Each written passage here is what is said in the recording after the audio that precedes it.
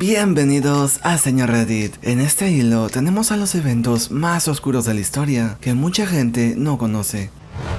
A principios de los años 80, Bayer, una farmacéutica multinacional muy famosa, vendió millones de dólares en medicamentos para el VIH y la hepatitis a Asia y América Latina. Los medicamentos estaban contaminados y Bayer lo sabía bien, pero estos países no tenían leyes para prevenir la proliferación de drogas contaminadas, así que aprovecharon para ganar dinero. Como resultado, murieron miles de personas. Desde entonces hasta hoy, casi ninguna plataforma de noticias ha mencionado algo al respecto.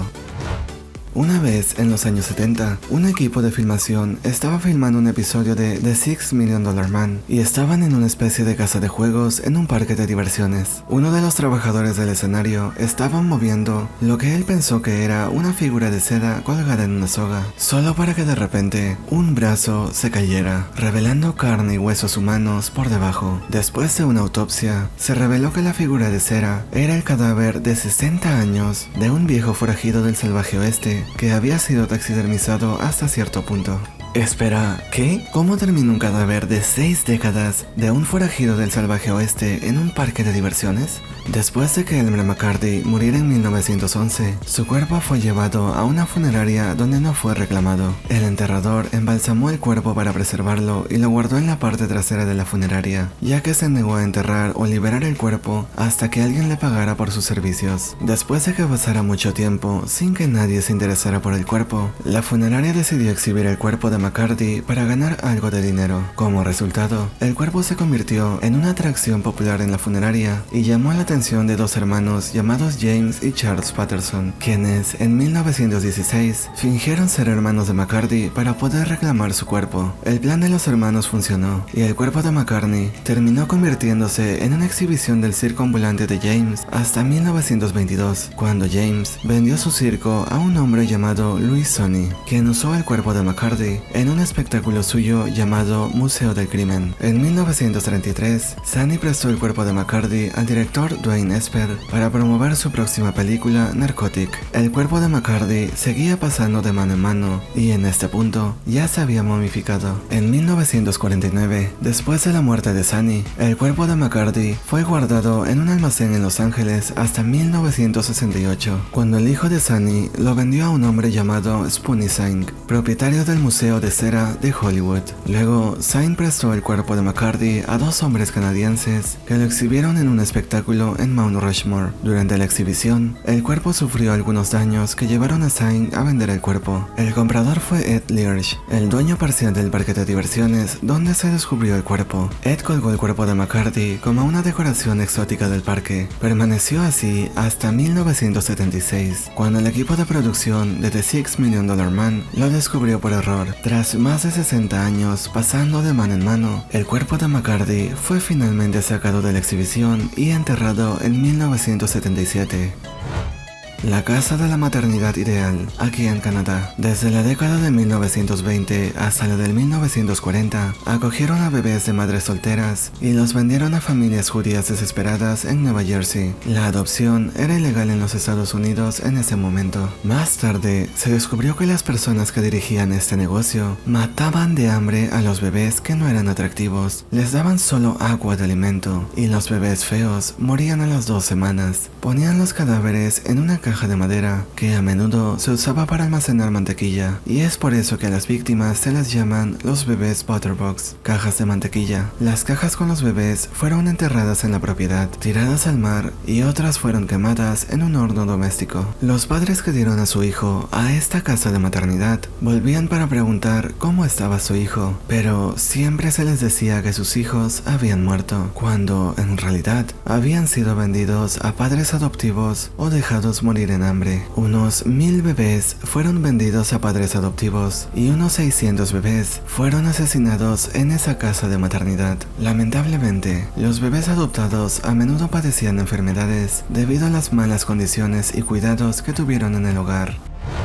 La explosión de la escuela New London. Una tarde del 18 de marzo en 1937, el maestro de taller de la escuela encendió una lijadora eléctrica. Sin que él lo supiera, había una fuga masiva de gas natural debajo de la escuela. La lijadora emitió una chispa que encendió el gas y provocó una explosión masiva que mató a unos 300 estudiantes y maestros. Fue absolutamente horrible. La fuerza de la explosión fue tan grande que un bloque de hormigón de 2 toneladas salió disparado al aire y aplastó a un automóvil estacionado a 60 metros de distancia. Este evento es la razón por la que el gas natural huele. Después de la explosión, comenzaron a agregar un químico al gas para hacer que huela y evitar que algo así vuelva a suceder. Mi abuelo fue uno de los sobrevivientes de la explosión. Nunca habló de eso, salvo en sus últimos días de vida. Debido a problemas con la vejez, había quedado incapacitado físicamente, por lo que mi padre le dio una grabadora activada por voz y sugirió que grabara sus memorias para que sus nietos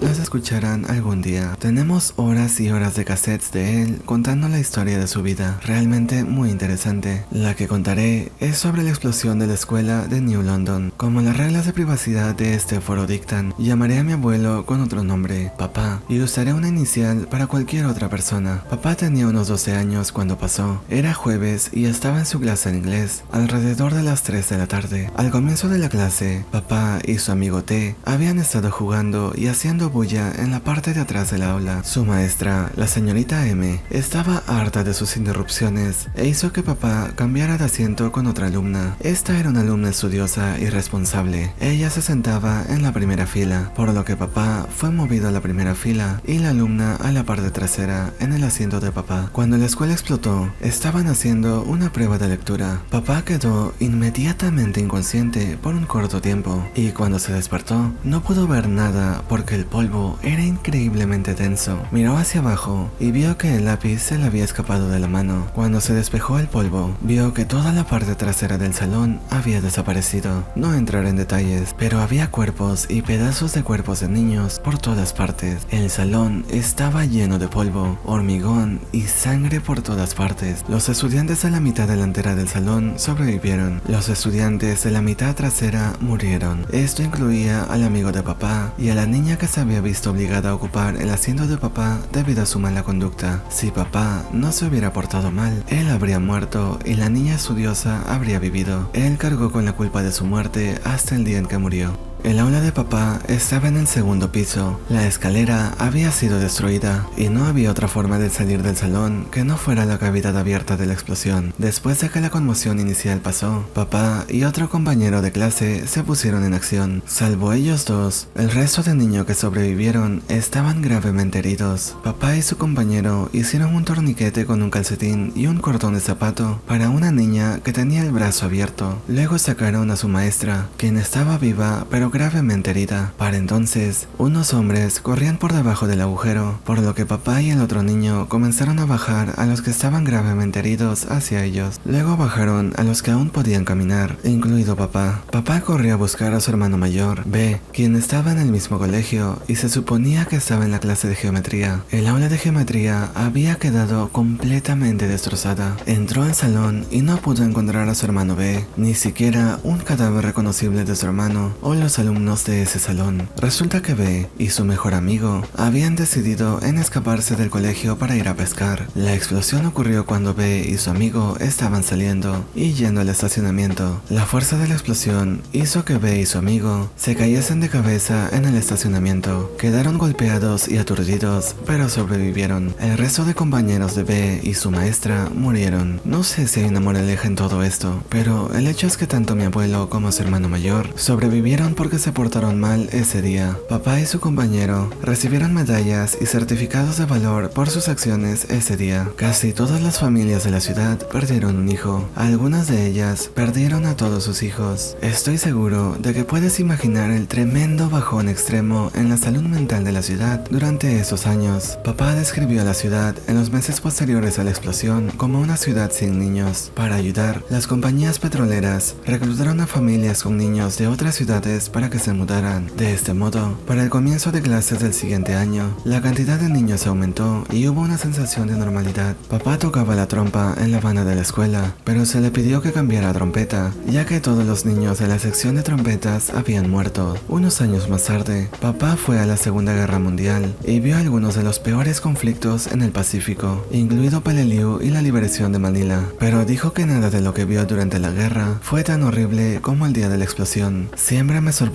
que muy poca gente conozca sobre eso. Si conoces un evento oscuro de la historia, no dudes en comentarlo.